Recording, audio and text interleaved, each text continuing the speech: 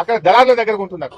వ్యాపారులేమో రైతుల దగ్గర 6,000కు కొని సిసిఐ దగ్గర 7,500 రూపాయలకు అమ్ముతున్నటువంటి పరిస్థితి ఉన్నది. ఈ రకంగా పత్తి రైతులు బాగా నష్టపోతా ఉన్నారు. అదేవిధంగా మిర్చి చూస్తే పోయిన సంవత్సరం ఇదే మార్కెట్ లో మిర్చి 20,000 నుంచి 23,000 రూపాయలు ధర వచ్చింది. ఈసారి నిన్న ఇవాళ మార్కెట్ లో చూస్తే మిర్చి రైతులకు 13,000 రూపాయలు కూడా రావడం లేదు. సగానికి సగం మిర్చి రేటు పడిపోయింది, సగానికి సగం పత్తి రేటు పడిపోయింది.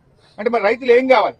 మీరేదో రైతు రాజ్యమని, రైతుల కోసమే మేము ఉన్నామని మాటలు కోటలు దాటుతున్నాయి, మీ చేతులు గడప దాటడం లేదు. రైతులకు అన్ని రకాలుగా మీరు నష్టమే చేసిండ్రు. రుణమాఫీ చేయక రైతుల్ని మోసం చేసిండ్రు. 15,000 రైతు భరోసాని మోసం చేసిండ్రు. కౌలు రైతులకు 15,000 ఇస్తామని మోసం చేసిండ్రు. వ్యవసాయ కూలీలకు 12,000 ఇస్తామని మోసం చేసిండ్రు. బోనస్ ఇస్తామని మోసం చేసిండ్రు. అన్ని మాయమాటలు చెప్పి ఇలా రైతుల్ని నట్టేట ముంచింది కాంగ్రెస్ ప్రభుత్వం. మేము అడుగుతున్నాం, మరి మిర్చి ధర ఎందుకు పడిపోయింది?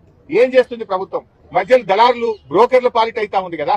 ఇలా పోయిన సంవత్సరం 23,000 పాడినటువంటి పాట ఈసారి 13,000కి ఎందుకు తగ్గింది? గతంలో